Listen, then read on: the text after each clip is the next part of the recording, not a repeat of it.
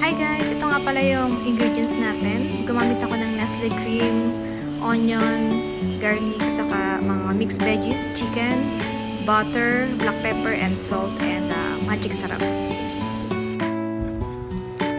So yan guys, binuksan ko lang yung kalan, tapos papainitin natin yung kawali natin bago natin ilagay yung mantika para mainit na. Then yan, nilaglagay tayo ng konting oil, cooking oil. And then butter, konting butter para mas malasa yung ating cream chicken with veggies. So yan, nilagay ko na yung sibuyas sa bawang.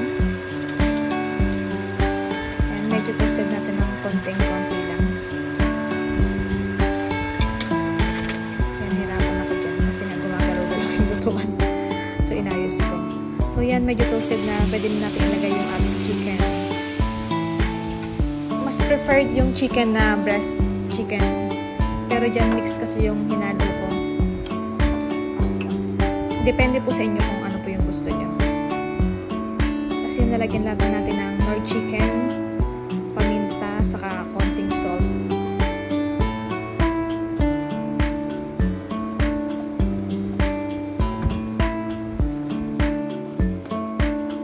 Then, konting halo lang para mag-mix yung mga nilagay natin seasoning.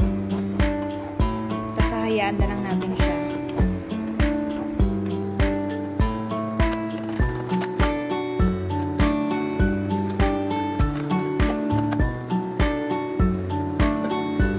And then maglalaga din tayo guys ng egg. Pero mostly prepared po dyan na ilalagay is yung quailed egg po or yung itlog ng pugo.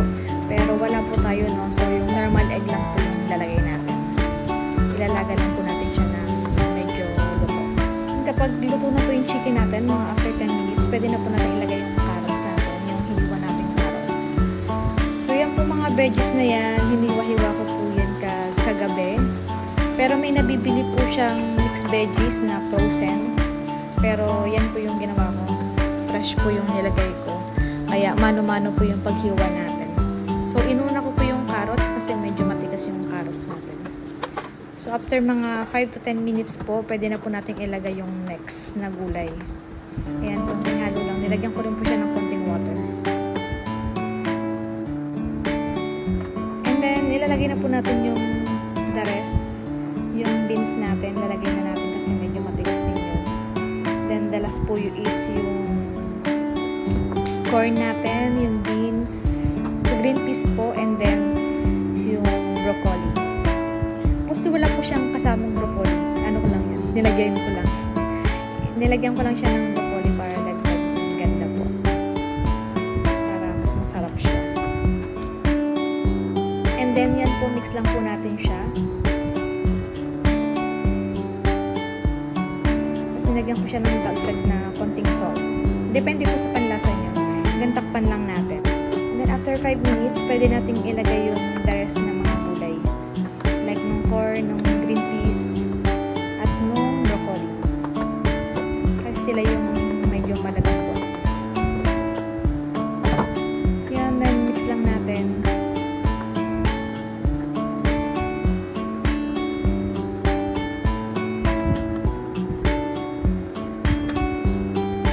At nagdagdag rin ako ng konting paminta guys, or black pepper.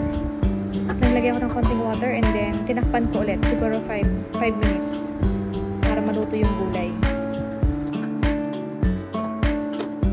So yan, after 5 minutes, minix ko lang ulit siya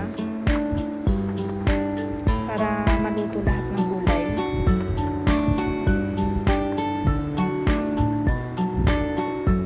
And then kapag medyo luto na yung mga gulay, pwede natin ilagay yung ating all-purpose cream.